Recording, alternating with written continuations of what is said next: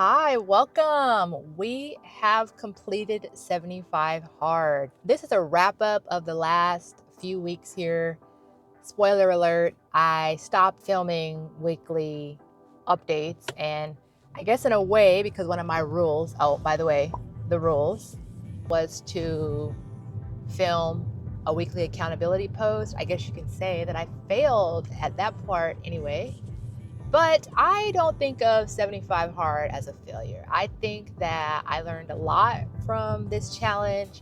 I think it improved my finances a ton. So let's get into kind of the wrap up main takeaways from 75 hard. So what I was using for my 15 minutes of financial education every day for the bulk of my challenge was I Will Teach You to Be Rich by Ramit Sethi. I went and bought that book on October 19th, I want to say, started reading it on the 20th, and I think it really changed the game. It really changed how I think about money. It really changed the things I do with my money. I think one of the biggest takeaways was that good systems beat willpower. When you have things automated, when you have a plan, that is more than half the battle. And I'll get into it a little bit later, but I will say for sure, when I was saving money and it was automated, I definitely saved more money than during these last couple weeks when the automation fell off. But similarly, your money doesn't have to be optimized to death to work. You don't have to have it perfect. I think he talks about something that's called like 85% is good enough, and I completely agree with that.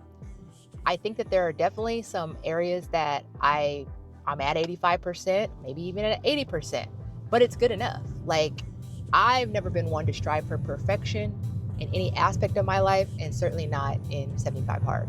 Perfection is not real life. A perfect budget is not real life. Progress is really the most important thing. And I think I made a lot of progress. And I have a category in my YNAB budget, which, if you're not aware, YNAB is cashless budgeting, like zero-based budgeting. I have some YNAB budget with me videos. I'll link them up above my playlist if you want to go check those out. But I even have a category called Oops, I Fucked Up, where I take money from when I didn't do everything, perfectly. So it's not about being perfect. It really never has been, and it really never will be. Another really good takeaway from I Will Teach You to Be Rich was how I should have my money invested. Previous to reading his book, I was invested in some like random stuff that I had seen somebody talk about on YouTube. And after reading his book and his perspective, I changed to a target date fund. I had heard about target date funds, and I probably had a target date fund at one point, but for whatever reason, I kind of fell off that and started doing something else. But a target date fund is what I want to do. I did have a commenter say something about like expense ratios and how maybe something else is better for me. But, to be honest, I did look at the expense ratios of my target date fund and other fund options before I got into my fund. I also looked again after I got that comment, and I feel pretty confident on where I am. But again, 85% good enough is good enough. Like, I don't need to be perfect. If I had something else besides a target date fund, if I had index funds, I would have to be rebalancing my accounts. I don't want to do all that. I'm not interested in doing all that. Like, some people are, and I love that for you. And you probably should not have a target date fund. But for me, I'm gonna do a target date fund, okay? Another thing that I Will Teach You to Be Rich gave me was kind of like a target split for my money. I will admit that I'm not quite there yet. I'm not putting these percentages into real action yet, mostly because, well, I don't know why. I don't know that I have a real reason, but I'm just not doing it yet. But having an idea of what I want to do, having a plan, a blueprint, that's one step further to get, implementing the plan, right? At least I have a plan. So the idea is to spend 50 to 60% of my money on my fixed costs.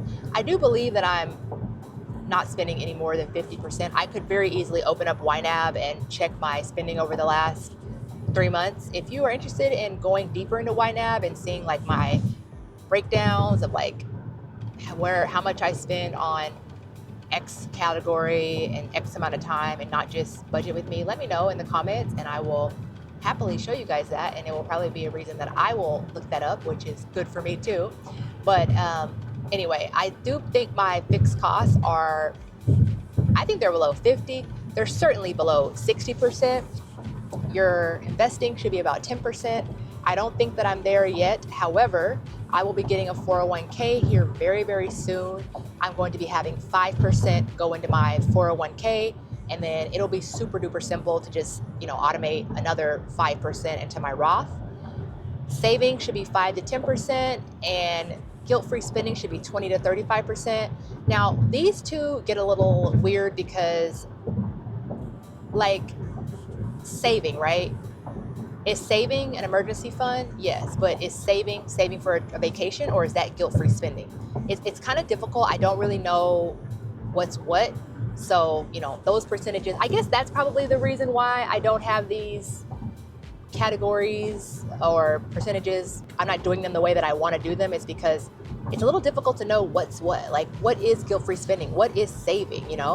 Like, it's just a little difficult. But one of the amazing things that I did, one of the things I'm most proud of, one of the things that I'm most happy about, and I know for a fact I would not have been able to do without 75 Hard, is I built an emergency fund of over $2,300. That was mostly due to having $50 a day come out automatically from my checking account to my high yield savings account, which was held at a different bank. And I will go ahead and say that not one single dollar that I transferred to my high yield savings account during this challenge came back into my checking account. That certainly would not have been the case if I had had that money at the same bank and I could see the balance every time I logged in. I know how much is in my high yield savings account, but not being able to just transfer it literally instantly in a second and not seeing that balance every time I log into my checking account was so freaking helpful. So I would really recommend, if you are trying to save money, open a high yield savings account at a different bank than where you normally bank and automate the savings, automate the transfers, but at the very least, just have it somewhere different than where you bank, because that psychology of it all, the psychology of seeing that balance right there, it makes it too easy. It's just too easy to dip into the money. My eventual goal for my emergency fund, my first goal would be $10,000. My second goal would be 6 months of living expenses. And then my third goal would be 1 year of living expenses. I know for a fact $10,000 is not 6 months of living expenses. I mean, my rent is about $2,000 every month. So that tells you that right there. It feels nice. Like, but working a little bit less here and there. I know that if I need to pay a bill, or I need to pay my rent, or I need money, I have money. Now, the idea is not to dip into my emergency fund for, something silly, but if I need the money, I have it, which feels really, really good. I don't believe I've ever in my life had $2,000 sitting aside in a savings account, just like waiting for me to use it when I need it, right? I usually just spend all my money. Another takeaway or a lesson from 75 Hard, and I don't even know if this really was a lesson because I kind of knew this was going to be something that happened, but 15 minutes of financial education every day, it's just not sustainable for me. I'm not the type of person who does something every day and it's like an easy thing. 15 minutes of financial education was just never going to work. It really wasn't. But I read the whole I Will Teach You to Be Rich book.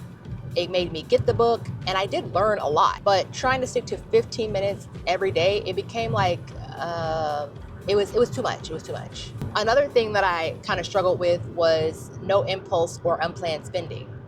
Well, like I said before, what is unplanned spending? If I, on Monday, decide I want to get a kombucha tomorrow on Tuesday, is that now planned spending? Well, why the hell can't I have my kombucha today if it's Monday and I want a kombucha on Monday? Because I didn't plan for it? Like, that just doesn't make any sense to me. Like, especially when I have the money. Like, I have the money, and going back to where I want my money to be split, I have 20% of every paycheck I make at least going to guilt-free spending. So if I have $20% of my paycheck as guilt-free spending, and I want a kombucha today, I'm gonna get a kombucha today. And if I want one tomorrow, I'm gonna get one tomorrow too. Like, it just doesn't work. It's very hard for me to say no to myself, basically. I don't want to say I don't have impulse control, because that sounds like something that I don't think is true. But I don't have, I just don't see the point to deny myself. You know what I mean?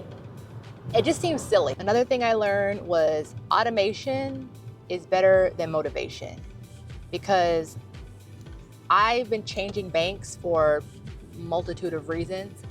And now that I don't have my savings automated, I don't even know that I've saved 200. Well, no, I don't know that I've actually physically sent $300 over to my savings account.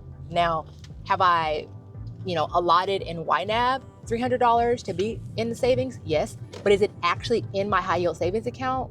No, it's not. So I really need to get back and have things automated, because once it's done automatically, you don't have to think about it. You don't have to think about it. It's already done. The only time you want to think about it is if you want to change it. And I don't want to change it. So automation is definitely better than motivation. I also started putting $50 per paycheck into my Roth IRA, which was a really good move. My Roth IRA grew by more than just $50 every paycheck, because when I was reading I Will Teach You to Be Rich, he mentioned, like, if you have an old 401k from an old job, you need to roll that over somewhere. You don't need to keep that there. And I had an old 401k from, I think, Whole Foods or something.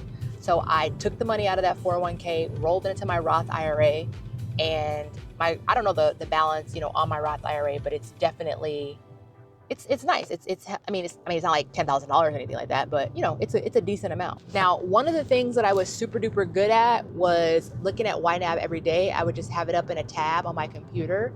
And I think that's really, really helpful, because you're able to easily see any overspending. You're able to see everything. You're able to reconcile frequently, and you just stay on track. That's a big thing with YNAB, is staying on track. Once you get off track, once you get behind, it makes it so difficult to come back, because you're using your card daily. You're using your card multiple times a day.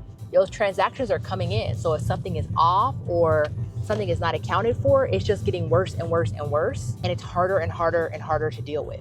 And if you do watch my YNAB with me videos, you know that I am constantly kind of like messing with the categories. And I think that the more important thing is to kind of like have my eyes on YNAB every day. It's not super duper important that the categories are perfect. It's more important that I'm looking at it on a day-to-day basis. It's like a living document, it's a work in progress. But the most important thing is having that awareness of what is going on.